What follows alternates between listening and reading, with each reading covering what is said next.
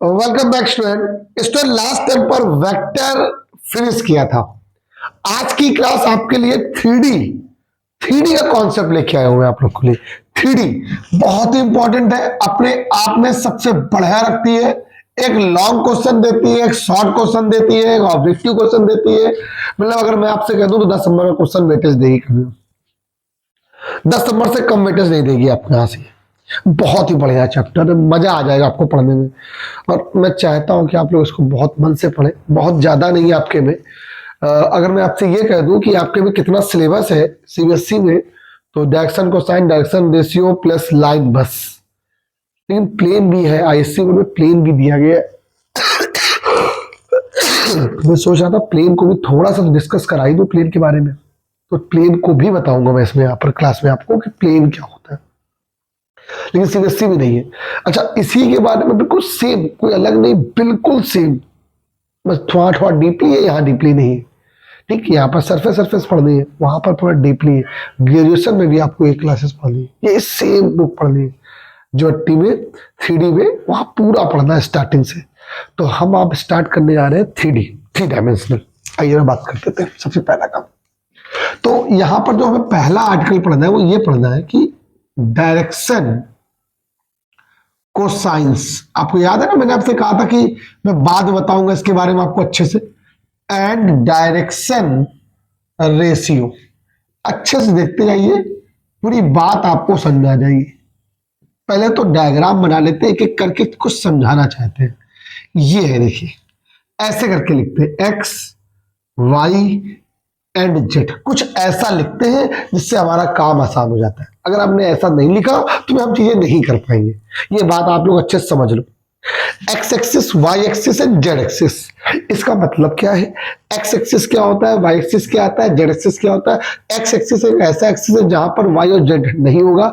Y axis एक ऐसा axis है जहां पर क्या नहीं होगा, एक्स एंड जेड नहीं होगा। एक्सेट्रा, बिल्कुल सेम वैसे ही। ठीक, ओके। अच्छा, ये जो है ये वाला, इसको बोलते हैं x Y plane.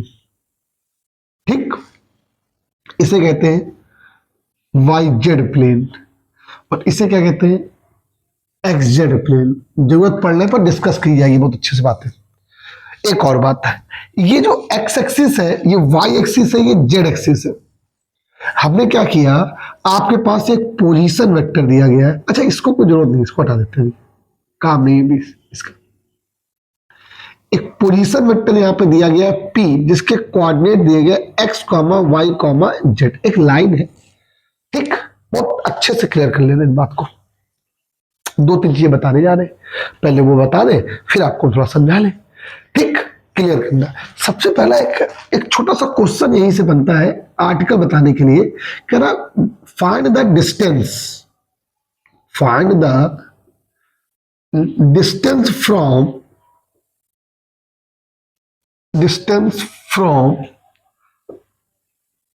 X axis of a point A comma B comma c. जरा बोला मुझे ना क्वेश्चन, जरा उसे देख के बता दे क्या है।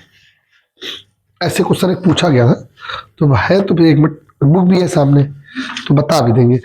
The distance of a point A comma B comma C from Y axis, from x axis, from Z axis. जरा एक बार सुनना, ये 2D है। ठीक, एक्स है, वाई, ये वाला पॉइंट क्या है 2,3।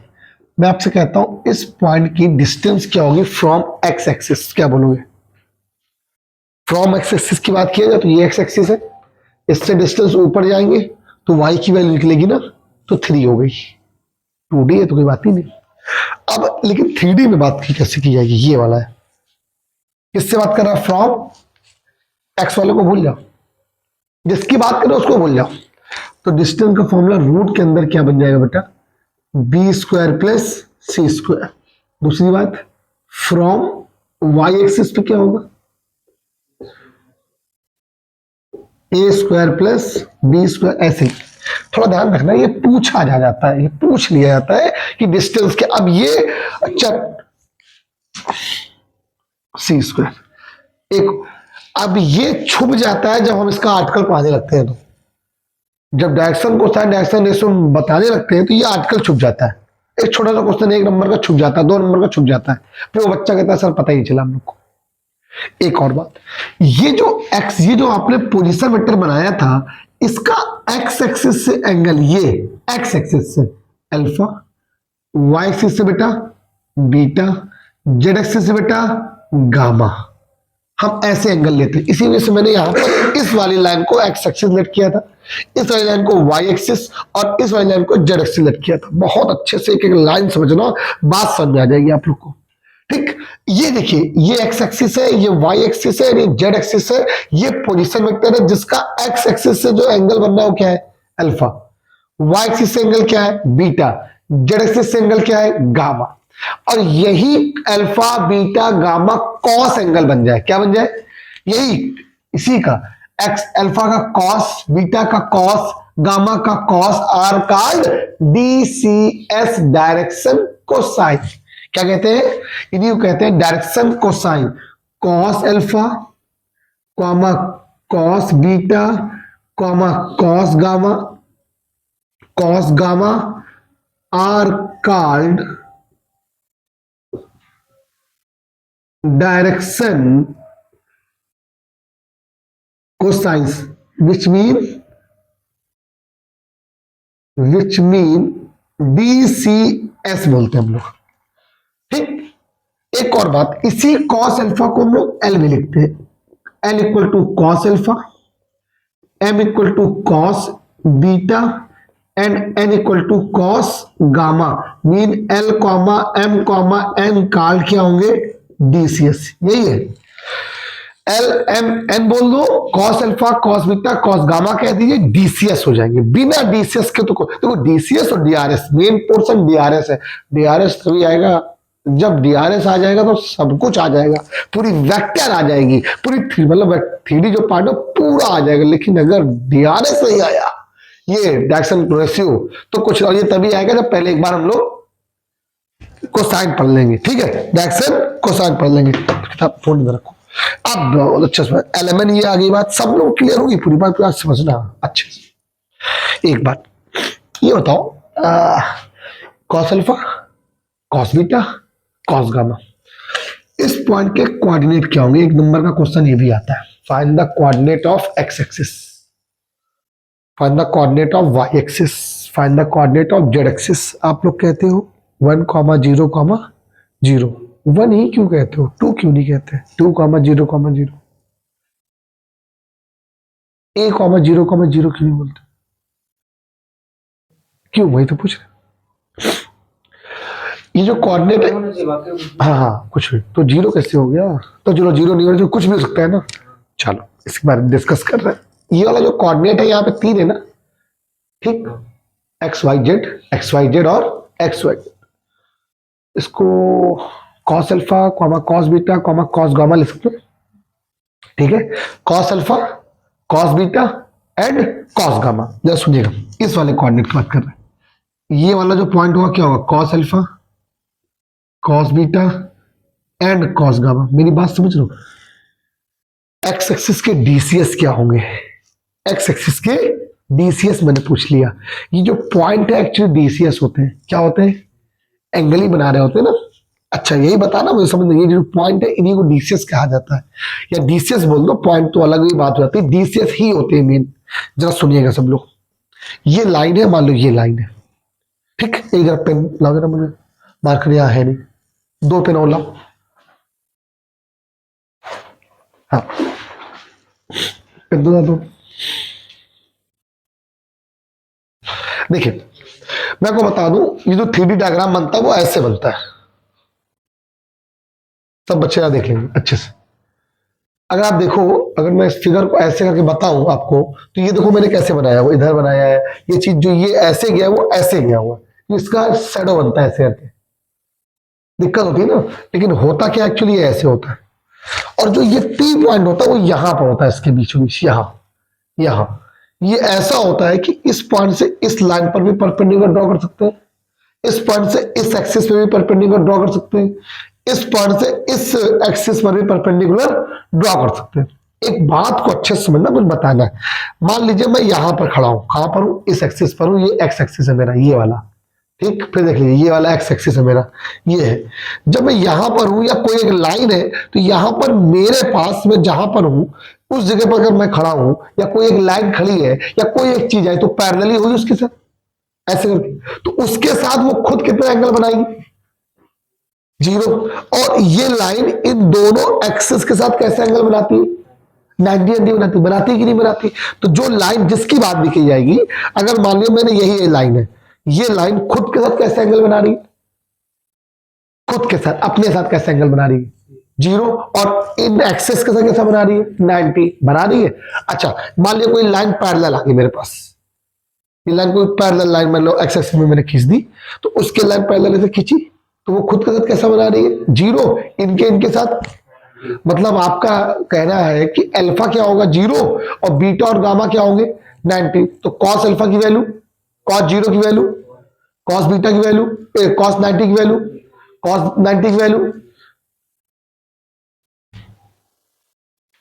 यही रीजन है कि इसका जो आंसर होता है कॉस 0, कॉस 90 एंड कॉस 90। तो 1 comma 0 comma 0, 0 comma 1 comma 0, 0 comma 0 comma 1। एक लाइन याद रखना, इसके ये भी पेपर में पूछा गया है कि find the coordinate of O X O Y and O Z are. लिखो, लिख के दिखाओ, क्या ये एंड ये होगा, खत्म बात। बीसीएस क्या है? L comma M comma N, L equal to cos alpha, M equal to cos beta, N equal to cos gamma. क्या है? एक्स एक्सिस जो एंगल बनता है उसका कॉस एंगल, वाई एक्सिस से कॉस एंगल, जेड एक्सिस से cos angle, R का DRs, sorry DCs. देखो अभी कुछ बताया था मैंने कहा था अगर इस लाइन से यहां से इस पर परपेंडिकुलर ड्रॉ किया जाएगा तो बिल्कुल नॉर्मली परपेंडिकुलर आता है, लेकिन थ्री में बना पाना बड़ा मुश्किल है, लिख पाना। आपको समझाया था मैंने ना, तो वैसे। लेकिन अगर मुश्किल है तो कोई बात नहीं, तो हम क्या 2D में नहीं बना सकते क्या? अपने मन से क्या करो, मान लिया ये एक्स है और ये वाई है, ये एक पोजीशन वेक्टर है ओपी जिसके कोऑर्डिनेट क्या है? एक्स कॉमा वाई है। इससे परपेंडिकुलर ड्रॉ कर दो एक्स एक्सिस में, ड्रॉ कर दिया, ये एम हो गया। ये जो एंगल होगा एक्स एक्सिस एंगल क्या होता है? अल्फा होता है ना। इसे एक्स कहते हैं, इसे वाई कहते हैं, और सबको पता है इसे आर कहते हैं। और आर इक्वल टू होता क्या है? Root x square plus Y square, mean r square equal to बेटा x square plus Y square. अब आप सोचोगे सर इसका आपने 3D डायग्राम क्यों नहीं बनाया? जरा देखो मैं आपको 3D बता के दिखाता हूं, 3D कैसा बनेगा, कितना गंदा सा बनेगा, और शायद आप लोग समझ भी ना पाओ। कोशिश करना समझने की सभी लोग।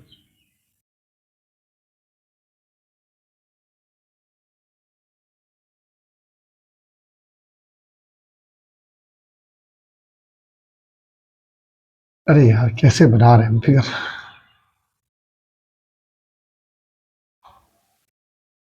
ये पोजीशन वेक्टर ओपी है, इससे जब परपेंडिकुलर ड्रॉ करेंगे एक्स में ना, तो ऐसा कुछ दिखेगा।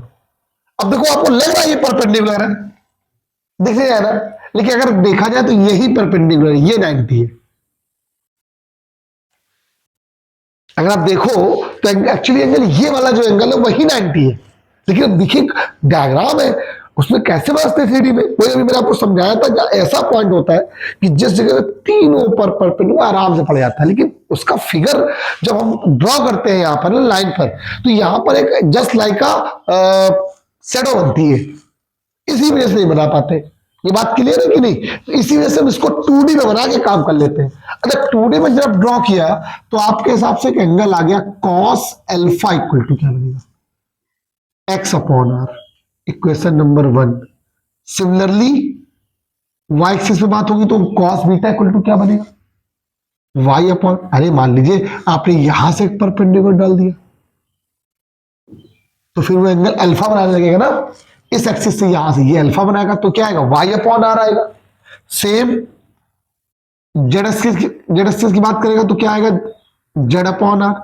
Equation number second, equation number third, इन ये इसके बाद इसमें कुछ होने वाला है। आपको एक बात पता है, क्या पता है? आर स्क्वायर क्या होता है? X square plus Y square और प्लस जेड स्क्वायर भी तो हो सकते हैं, ठीक है? 3D के लिए, फॉर 3D के लिए क्या बनेगा?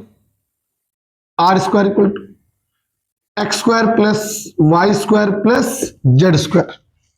जो पी का कोऑर्डिनेट है वो क्या है, X comma Y comma Z. जब तीनों का स्क्वायर करके ऐड कर दीजिए, क्या कर दीजिए, first square plus second square plus third square. Square किया तो क्या वैल्यू आ गई, cos square alpha, cos square beta, cos square gamma equal to X square upon R square, Y square upon R square, Z square upon R square. LCM कितने का है, R square का, X square plus Y square plus Z square. इसकी value कितनी हो गई, R square. R square से are square, answer बताइएगा। आपके पास एक रिलेशन आ गया, cos square alpha plus cos square beta plus cos square gamma. एक और गामा की वैल्यू क्या आ गई, 1 आ गई। बताइए यहां तक में कोई डाउट है किसी को? इसी को हम लोग क्या नाम देते हैं, L square plus M square plus N square equal to 1। बताइए लाइन में क्या कोई डाउट है इसमें? L square plus M square plus N square equal to 1। ये क्या है, cos square alpha plus cos square beta plus cos square gamma equal to 1। अब वो किया यहीं से दो चार, अब बता ही रहे तो अच्छे से देखो। एक क्वेश्चन पेपर में पूछा गया, ठीक है, कह रहा है प्रूफ करके दिखाइए sine square alpha sine square beta sine square gamma equal to 2। ये प्रूफ करना है। आप जानते क्या हो, जानते क्या हम, we know that cos square alpha cos square beta cos square gamma equal to 1। इसको लिख देंगे 1 minus sine square alpha, 1 minus sine square beta, 1 minus sine square gamma की वैल्यू 1। माइनस माइनस माइनस चला गया उधर प्लस में, 1 1 1 2 3 3 minus 2 equal to sine square alpha sine square beta, क्या बचेगा, हाँ बेटा सॉरी गलती हो गई। तो आपका आंसर क्या आ गया, sine square alpha sine square beta sine square gamma equal to 2। यही प्रूफ करना था। बताइए पहले आपने कोई दिक्कत तो नहीं आपको यहाँ पर, ये जो मैंने आपको ये कॉन्सेप्ट बताया अभी, ये सारी चीज सही है, कोई डाउट तो नहीं है, पक्का है, लॉक कर दिया। एक क्वेश्चन और भी आ गया मेरे पास, दिमाग में आया, क्या फाइंड द वैल्यू, एक स्टेप रैंक लिखना। आपसे पूछा था cos 2 alpha cos 2 beta cos 2 gamma की वैल्यू क्या होगी, ये पूछा जाए, इसकी वैल्यू भी पूछा जाए। तो आप क्या करो, उसको भी किसमें ब्रेक कर दो, चाहे जिसमें ब्रेक कर दो, चाहे 2 कॉस स्क्वायर अल्फा में कर दो, चाहे 2 1 माइनस 2 साइन स्क्वायर अल्फा में कर दो, सबकी वैल्यू पता है। लेकिन कॉस मेन होता है तो इसे भी करो, 2 cos square alpha minus 1, 2 cos square beta minus 1, 2 2 2 2, यहां से 2 कॉमन ले लीजिएगा,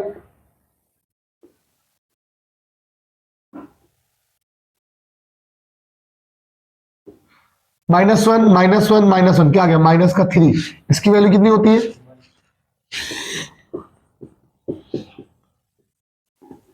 क्या आ गया, कैसा लगा, कोई डाउट, लॉक कर दे इसको। ऐसा क्वेश्चन एग्जाम में आता है। क्या बताया अभी मैंने, सिर्फ डीसीएस की बात करी। एक और बात ध्यान रखिएगा, सभी बच्चे जब लाइन बना रहे होंगे, हम सिर्फ यहाँ पर वेक्टर के हम बिल्कुल भी डिस्कस नहीं कर रहे हैं, हम कोई भी पॉइंट को वेक्टर के फॉर्म में नहीं बता रहे। आप ये मत कहिएगा, सर बहुत सारे बच्चे कह सकते हैं सर आपने वेक्टर को नहीं बताया इसमें थ्योरी में।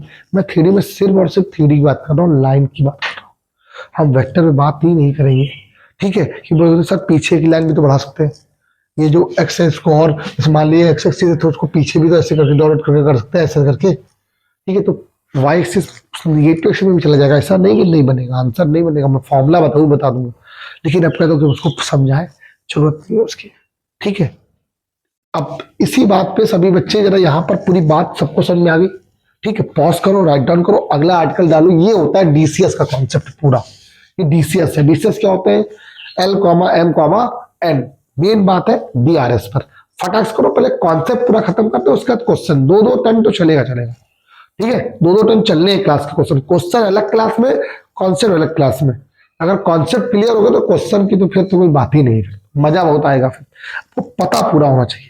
जरा फटाफट पॉज करो या डन करो, जल्दी करो। हाँ बच्चा, अब बात करते हैं हम लोग अगले आर्टिकल, इसी पे दिया गया है डायरेक्शन रेशियो पर। डायरेक्शन रेशियो, और इसमें एक टॉपिक और भी है प्रोजेक्शन वाला।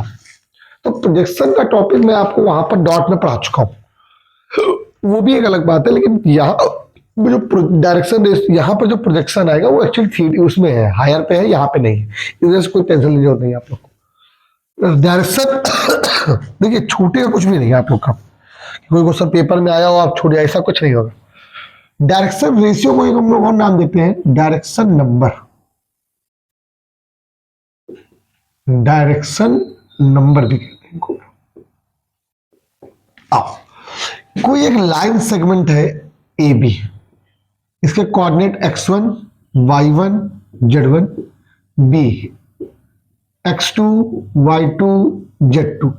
डायरेक्शन जो रेशियो होंगे इनको बोलते हैं, हम नाम देते हैं DRS। भूलिएगा नहीं जरा, DRS क्या बोल दिए, ए कॉमा बी कॉमा सी। ये जो ए है वो कैसे निकलेगा, x2 माइनस x1। ये जो बी है वो क्या निकलेगा, y2 minus y1। C equal to क्या हो गया, z2 माइनस z1। इसको बोलते हैं हम लोग क्या, DRS। अब बहुत अच्छे समझो, DRS का कॉन्सेप्ट आपको अगर आ गया तो मैं आपसे कह रहा हूं आपको 90% 3D आ गई, और DRS नहीं आया तो आपको 3D भी नहीं आई। DRS आ गया तो आपको हर वो चीज आ गई जो आपको चाहिए, और DRS नहीं आया तो आपको कुछ भी नहीं है। मेन टॉपिक है DRS निकालने का मेथड होता है कि 2 पॉइंट दिए जाएंगे, उनका क्या कर देंगे, कैसे उनका डिफरेंस निकाल के हम वो DRS निकाल लेंगे। कभी कभी ऐसा भी होगा 2 महीने बाद, अगर जब आप पेपर की तैयारी करोगे जनवरी में आप पढ़ना शुरू करोगे, मान लो कोई पढ़ता है और आज तुमने लिख लिया तो शायद ही तुम्हें याद ही कर पाओ, शायद तुम्हें याद है कि DRS कैसे निकाला जाता है, होता भी क्या है DRS DCS। और मैं आपको बता दे रहा हूँ DRS DCS के बिना आपको 3D नहीं आएगी। 3D का मेन बैकबोन है DRS एंड DCS, यही मेन है। बात क्या है इसमें, जरा कुछ क्वेश्चन जरा देखना। इसके बाद एक आर्टिकल इसी में आता है relation between DCS and DRS। अब ये एक्चुअली होता क्या है, मैं आपको अगर बताऊं बहुत अच्छे तरीके से बताऊंगा तो ये ध्यान रखना, ये जो L होता है ये क्या है, ये प्रोपोर्शनल होता है एक्चुअली। M प्रोपोर्शनल होता है, N इस प्रोपोर्शनल होता है।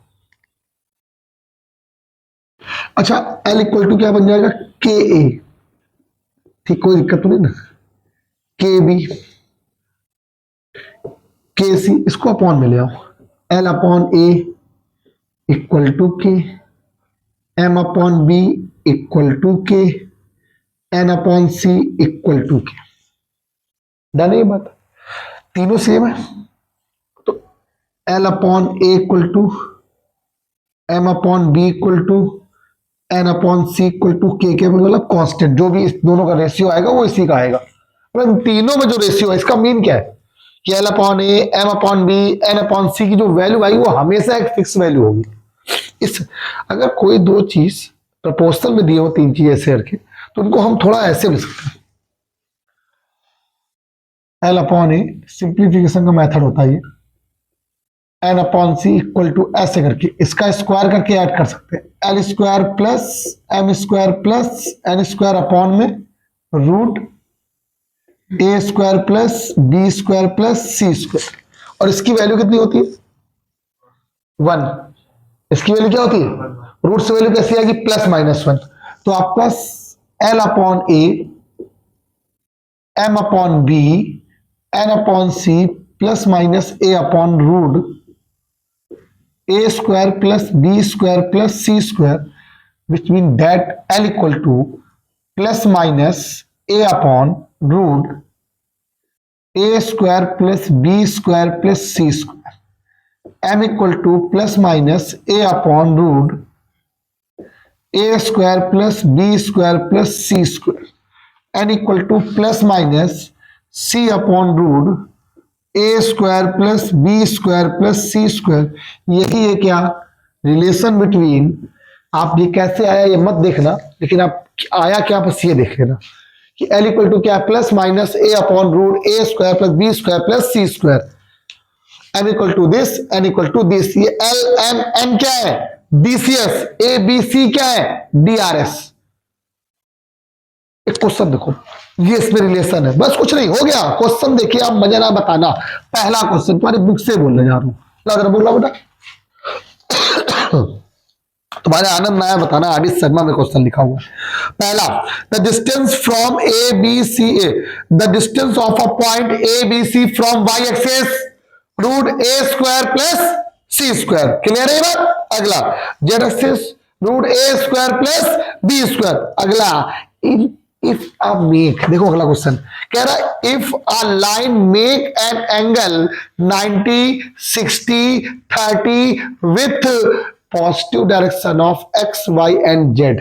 मतलब कह रहा है एक्स एक्सिस से जो एंगल बन रहा है वो 90 है, वाई से जो एंगल बन रहा है वो 60 है, और जेड से जो एंगल बन रहा है बेटा वो 30 है। आपसे कह रहा है डीसीएस निकालो। अब आपको पता है डीसीएस क्या होते हैं, L equal to cos alpha, M equal to cos beta, N equal to cos gamma.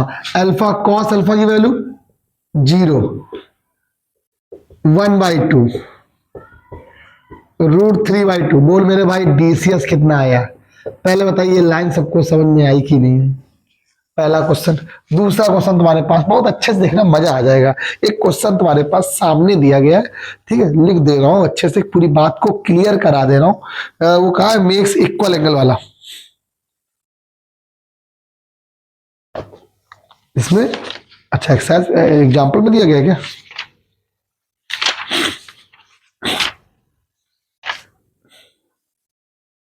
एक मिनट बस एक मिनट।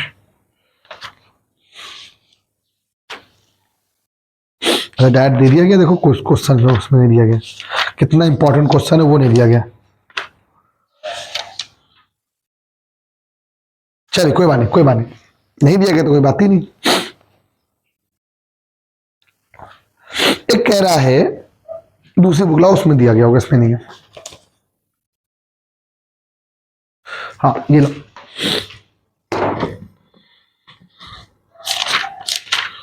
हाँ ये दिया गया। एक कह रहा है एक लाइन है जिसके डीआरएस गिवन है। ये लाइन है आपके पास, आपसे कह रहा है जिसके डीआरएस गिवन है, डीआरएस क्या गिवन है 1, -1, -2। आपसे कह रहा है find the cosine, direction cosine.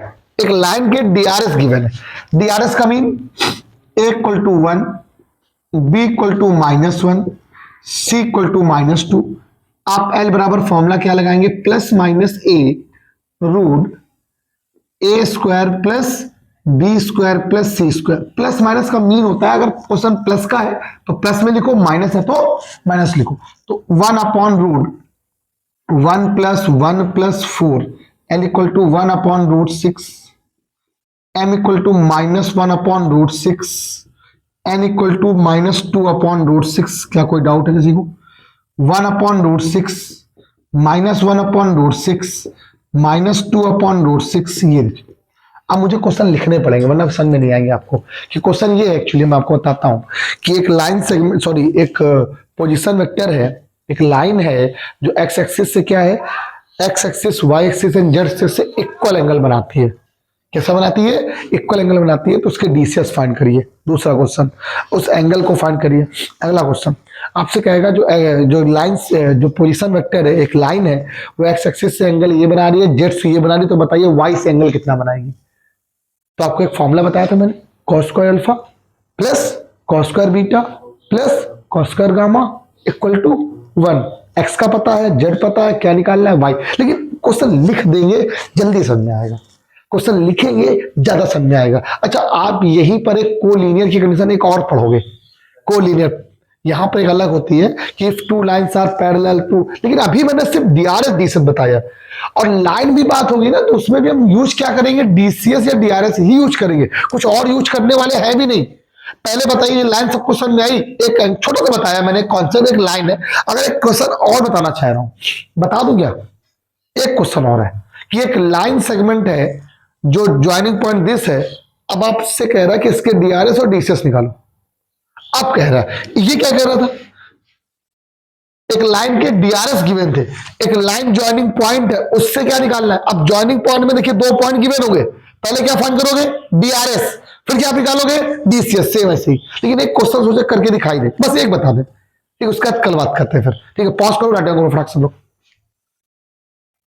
ठीक है। अलाइन ज्वाइनिंग पॉइंट, पॉइंट बोलो बेटा क्या है, -2 4 -5, एंड ये क्या B point 1 2 and 3। Find direction cosine and direction ratio. Correct, line joining point है this find direction cosine and direction ratio DCs and DRs. Simple हो गया। चलिए, x1 y1 z1, x2 y2 z2, a comma b comma c क्या है, DRs है। a equal to x2 minus x1 3, b equal to y2 minus y1, c equal to z2 minus z1 8। Clear है बात? अब देखिए a आ गया, b आ गया, c आ गया। l बराबर फॉर्मूला क्या बताया था, 3/√9 + 4 + 64। l इक्वल टू 3/, बोल मेरे भाई कितना हुआ, 64, ये क्या 13 और 78 नहीं 77। m equal to -2/√77, n equal to 8/√। भाई ये तो सेम ही आएगा ना, कि तीनों में ये सेम ही होता है ना। पता ही क्या दिक्कत है, अब हो गया। और बताओ क्या,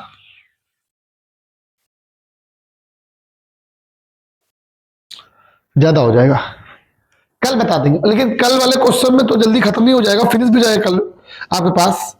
तो एक काम करेंगे, कल हम लोग कल डिस्कस कुछ करेंगे, तो ज्यादा कल बचेगा नहीं। वो डीआरएस के जो कॉन्सेप्ट है, डीसीएस के ज्यादा क्वेश्चन नहीं, बहुत ज्यादा 10, बहुत ज्यादा 10, और हर एक एक क्वेश्चन बता दिए जाएंगे। मेन टॉपिक है इसमें लाइन। लाइन लाइन का मतलब कैसे लाइन की इक्वेशन होती है, उसके डीआरएस क्या होते हैं, डीसीएस क्या होते हैं, लाइन की इक्वेशन वेक्टर फॉर्म में क्या होती है, कार्टेशियन फॉर्म में क्या होती है, जो हमें पढ़ना है, इन स्पेस फॉर्म में। बहुत सारी चीजें पढ़नी, मजा आ जाएगी आपको पढ़ के, आनंद भी आएगा और चीजें अच्छी भी लगेंगी। ये टॉपिक बहुत अच्छा है, 3D से आपको भैया स्कोरिंग है, आनंद आ जाएगा। मैं फिर आपसे बात कर रहा हूँ, जितना आप खुद लगाओगे उतना आएगा। ऑनलाइन के भरोसे बिल्कुल मत रहो, पढ़ लो, लगा लो। और आपको अगर 1 2 2 3 3 बार पॉज करके देखना पड़ रहा है वीडियोस का, मतलब फिर आप पढ़ नहीं रहे हो, मन से नहीं पढ़ लो। पॉज करके मत देखो, एक बार में पढ़ने की कोशिश करो, पूरा नहीं आ रहा फिर तो चांस है ही है ना, लेकिन अपने साथ मत खेलो, बहुत मेहनत लगती है। तुम लोग के लिए भी मम्मी पापा बहुत पैसे बहुत मुश्किल से कमाते हैं, बहुत ज्यादा, तुम लोग नहीं समझोगे।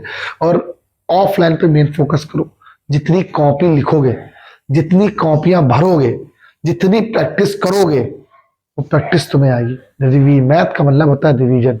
20 तारीख से आपका रिवीजन स्टार्ट हो जाएगा, आराम से पढ़िएगा। 2.5 महीना पूरा है, पूरा 2.5 महीने है कि नहीं, जोड़ लो आप पूरे 2.5 महीने में 2 बार तो मैं खत्म ही करा दूंगा, ठीक है। फिर वीडियो चलेगी नहीं, सबसे बेहतरीन आपको मजा आ जाएगी क्लास करने में। लेकिन मजा तब आएगा जब आप लिखोगे, अपनी इंक ऐसे इससे जब मेहनत लगेगी, ठीक। तो आज कितना है, 12 क्लास, कल मिलता है। होप आपको ये वीडियो मजा आ गई होगी, समझ में आई होगी। लाइक करें, शेयर करें, कमेंट करें, पढ़ते रहे।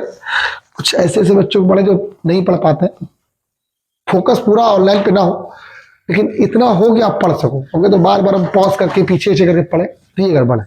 चलिए बाय बाय, आज के इतना ही, बाय बाय क्लास।